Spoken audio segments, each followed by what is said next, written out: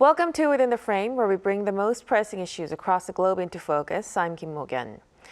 Korean stocks are extending their rebound after weeks of extreme volatility. The KOSPI jumped 3.6% today, marking a fourth straight day of gains, while the total value of the Korean market climbed back above 6,000 trillion won. Now, despite the recent turbulence, major global investors continue to explore opportunities in Korea, with interest spreading from semiconductors to defense, shipbuilding, and nuclear power. And that comes as Bilgeets prepares to visit Seoul on Friday, with cooperation on small modular reactors expected to be a key focus. As AI drives up demand for electricity, Korea's strength in chip manufacturing and energy infrastructure could become even more important. So how does Korea look from overseas, and where could the next opportunities lie? For this, we are joined by Sung-Soo Eric Kim, Associate Professor at NUCB Business School. A very big welcome. Thank you very much for having me. And also joining us online is Han-Hyung Lee, Assistant Professor of Economics at Montclair State University. Good to see you. Good to see you again. So let's start a discussion with today's market. Professor Lee, the KOSPI, like I said, jumped more than 3%, marking a fourth straight day of gains, and the total market value climbed back above 6,000 trillion won. So after this recent turmoil, what do you think is driving this rebound? Yeah, it was really refreshing to see today. Again, the Korean stock market has performed really well compared to the previous days. And one of the reasons that it has rebounded is obviously the cyclicality of the semiconductor business cycle.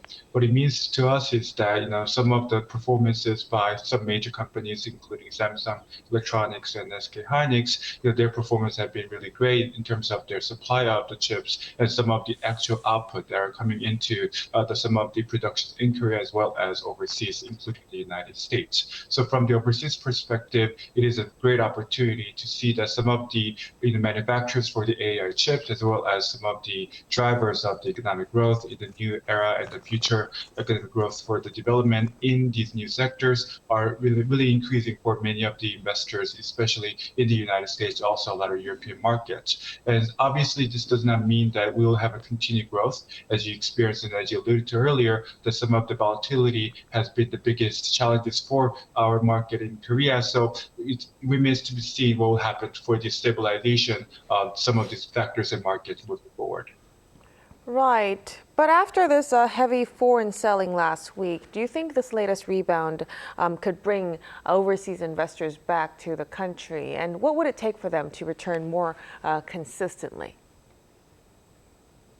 Yeah, potentially some of the factors that could actually help foreign investors come back to Korea in terms of how they're viewing the market is obviously the strength of the Korean currency won. When you're looking at some of the investors and how they're viewing this opportunity for the investment, they're seeing some of the profit gains from their investment decisions. On top of that, the Korean won volatility has been a factor for them as they bring their money back into their own countries. So for the few months and obviously the last few weeks, there has been some extreme volatility within the Korean won currencies. And so with that, the investors from around the world have been quite actually very, very sensitive to these changes in addition to the stock market. At the same time, we've been talking about some of the corporate governances as well as the regulations. So some of the deregulatory pressures, or at least some of the talks on that, could actually bring some investors back to Korea. Right, we'll really have to see how that goes. Now to Professor Kim. So despite that kind of caution in the market, we are seeing some movements from major global institutions, including sovereign wealth funds, that have been exploring investment opportunities in Korea. What do you think is keeping them interested in the country? So we have to understand that those sovereign funds and big funds do long-term investment. So they really look into the fundamentals of the market. And we are the leader in semiconductor industry. And we are the monopoly when it comes to HBM. So the sovereign funds, for example, Norwegian Sovereign Wealth Fund or Yale Endowment Fund, and other big funds like BlackRock or Fidelity, are all looking into Korean market and also investing, because they believe that in long run, Korea has a potential with this technology-driven growth in the stock market. And also, we are actually the cheapest stock market in terms of technology because our depreciated won. It's a good opportunity to get into the market right now. So I think that the world is seeing the 34% crash in July as a temporary crash. But if you look in long term, there's more potential because of the semiconductor industry and the AI factory ecosystem that we are participating alongside with NVIDIA and global companies. So you've just mentioned that Korea has the cheapest stock market when it comes to these areas. So do you think, Samsung and SK hynix are still quite undervalued compared to their global competitors? I would say so because if you look at the price per earning, price P ratio, Samsung Electronics is about 4 times and SK hynix is about 5.8 times, while NVIDIA is over 20 times and TSMC is over 20 times. Of course, the products are a little bit different, so you can't do an apple-to-apple comparison. But even if you look at memory business, which is like, let's say, Micron, they have 7 times multiplier. So we see that just looking at the multiplier, Samsung and SK hynix still has some room to grow, in that opinion. And if we think about the physical AI coming just around the corner and AI factories, we could naturally assume that there's going to be a lot of demand in terms of memory and foundry. We also have challenges. The reason why the stock market crashed was because of Chinese CXIM being listed in Shanghai. And there was speculation that there might be a oversupply of memory in 2028 when they complete their manufacturing, their factories in China. But I think we're learning that physical AI is going to be really, really strong. So this demand-led growth will sustain for some time. It's great to hear that there are more opportunities ahead. So this interest, it's now not only staying in the semiconductors area, it's spreading to defense, shipbuilding, nuclear power, and power equipment as well. Professor Lee, do you think this is just the way global investors view the Korean market is beginning to change right now? Yeah, I think so. Some of the changes to the Korean stock market industry and the sectors is that obviously Korean market is driven primarily by the semiconductor industry.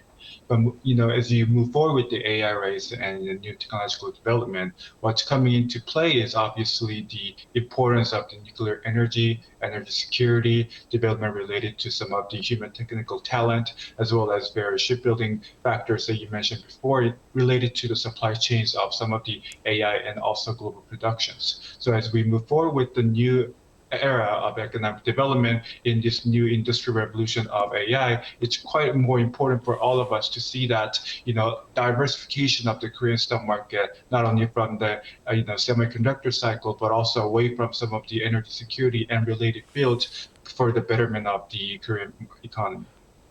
Right, so we're seeing that interest actually broaden into other key industries as well. And beyond individual industries, there's the Korea discount. The government has pushed corporate governance reforms and stronger shareholder returns. How much could these changes help close the valuation gap? And what more do you think could be done?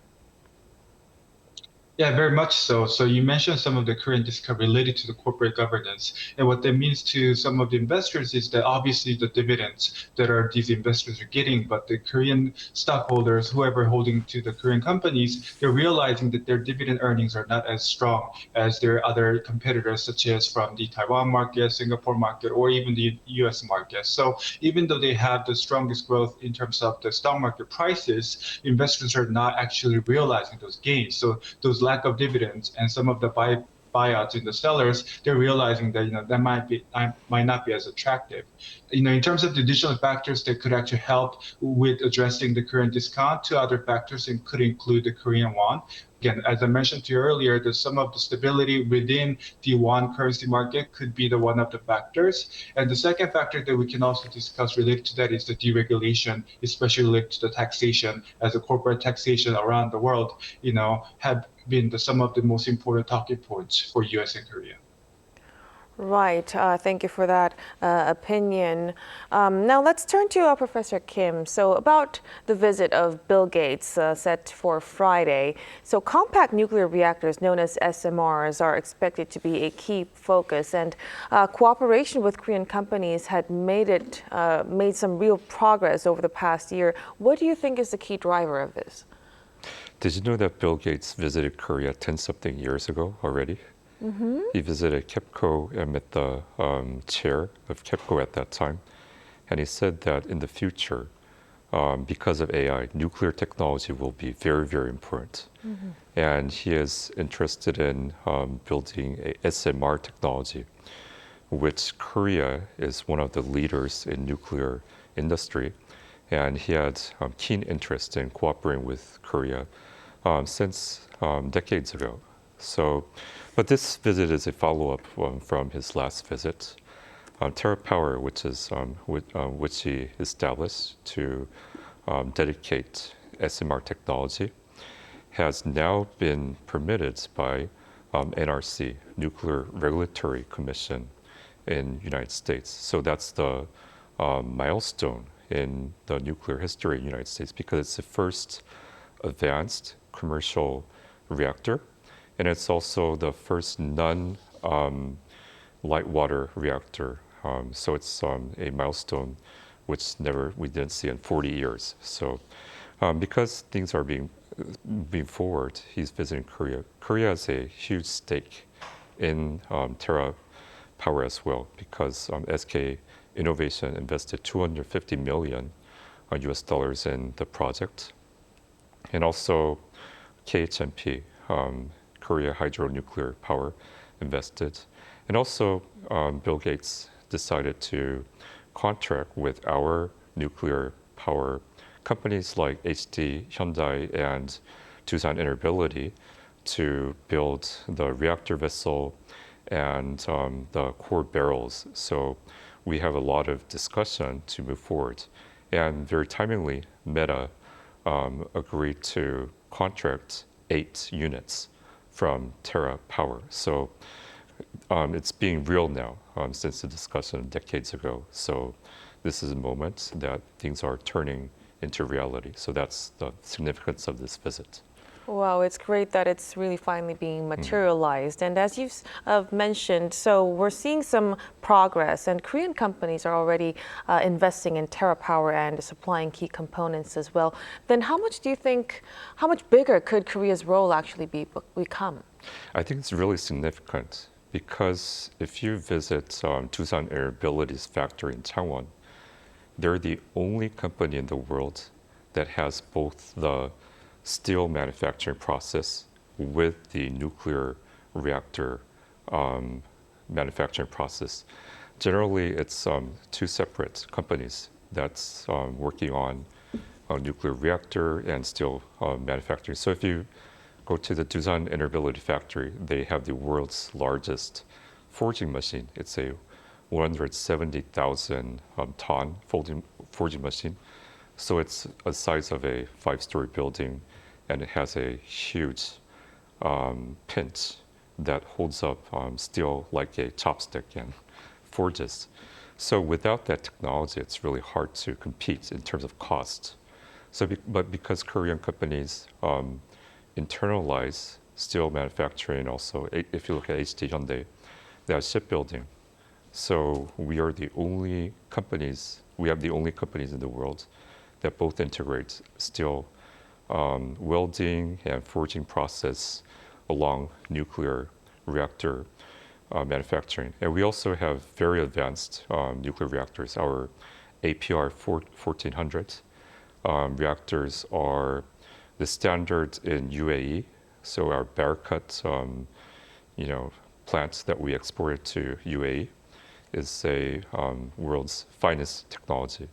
So we see that there's going to be a lot of growth with the Korean companies in this SMR industry. Wow, significant opportunities ahead. So behind all of this is the rapid growth of AI, of course. So as data centers drive a sharp increase in electricity demand, Professor Lee, could access to a reliable power become a deciding factor in which countries lead the AI race? Absolutely. It's Professor Keith just laid out in terms of how the nuclear energy as well as the SMRs will work in Korea.